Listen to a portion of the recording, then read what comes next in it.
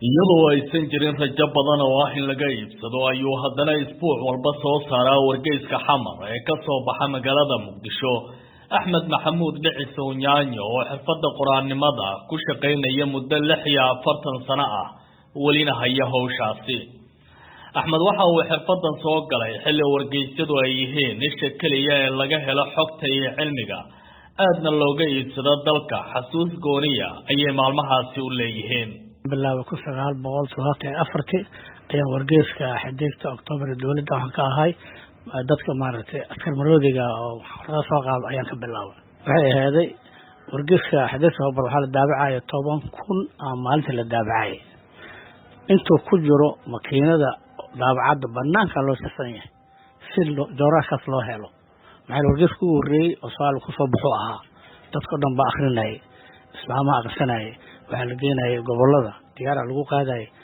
marka wuxuu lahaa muhiimad waxbarasho ilaa wuxuu lahaa qaybta tacliinta qaybta isboortiga qaybta maaragtay su'aalaadka markii ay burburtay dawladii dhexe ee Soomaaliya dalka meesha kaliya ee wararka laga helo waxay ahaayeen wargeysyo badan oo si maalinle uga soo baxaya magaalada Muqdisho ee caasimadda Soomaaliya dhicisow mar kale ayuu halkaasi ka helay fursad sii dhiirigelisay shaqadiisa qoraannimo markii maaragtay dawladii khad ka baxday waxa dhacay wargeysyo waxa bilowday liraa madax bannaan oo effort u badan size-kooda cabirkooda oo wada xor ah wargeys xor ah dadka xor ahaayeen milkiilayaasha xor ahaayeen marka 250 joornaal soo baxday ilaa idaacad ma jirto tii qaranka way baabaaday telefishin ma jiro marka muddadaas ilaa 6 sanadood wargeys dalka Muqdisho qiimo kala ahaa aad buu u gadmay waxa dhacday wargeys 600 xabo aniga dadkan ka shaqeynay guri leeyahay maal usbuuci 800 joornaal daabaceen markaas ay badiya waxa loo raadayay waxaan u qaadinay Nairobi iyo waxa geeyay Djibouti dunida casriga sii noqonaysa iyo tiknoolajiyada ayaa saameyn xoogan ku yeelatay wargeysyada ka soo baxa guud ahaan dunida si gaar ah kuwa caasimadda Soomaaliya ee Muqdisho kuwa oo horeyba ula tiicaya dhaqaale la'aan xoogan oo haysatay in badan oo kamid ah ayaa xirmay walow tiro yar oo kooban ay shaqeeyaan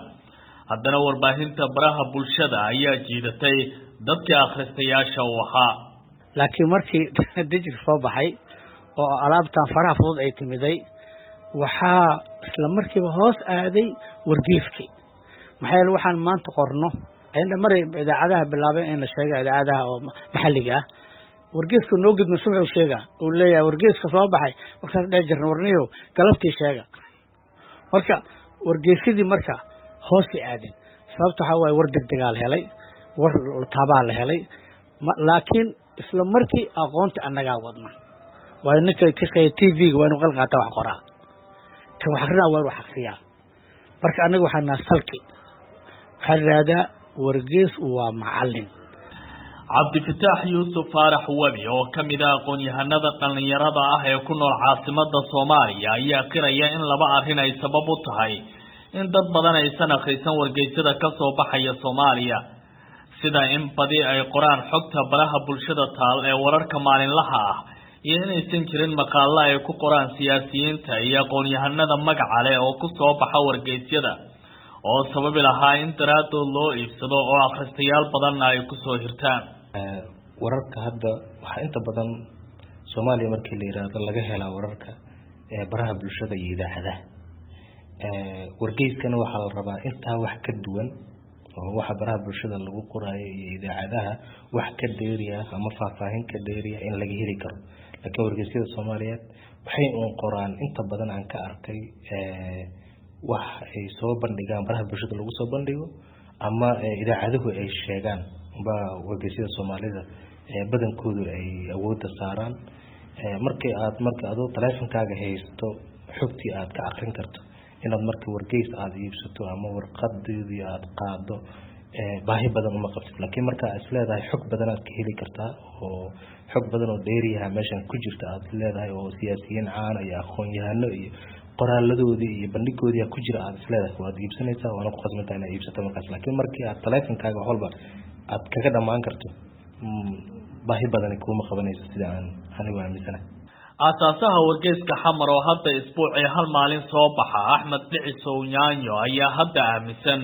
inuusan shaqadiisa qoraanimada wargeysyada uusan joojin doonin taa beddelkeedana uu ku dadaali doono sidii uu sii kobcin lahaa maadaama qoraalka uu yahay meelaha sida gaarka ah dadka wax looga baro kulley ana xirfadan ku noolaa waa qoraalka xirfad kale kuma nooli marka inta ay ka dham cimriga waxaan ku dhex durayaa qoraaga hadda waxaan ahay qoraa buugta qoro garow waxaan ku tagay laba ka qoraanimo Jabuuti waxaan ku tagay qoraanimo hadda ilaa 60 buug anigu aan leeyahay xamar lagu gadaa taalo waxaan ku sheegaa wariye 81 buug ugu reeyay qora buug ugu reeyay oo raado gool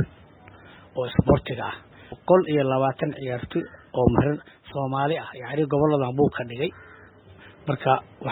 waa la gadanay qoraalka dawladda gadanaysa baahi baa loo qabay hadal iyo qoraal buuggaas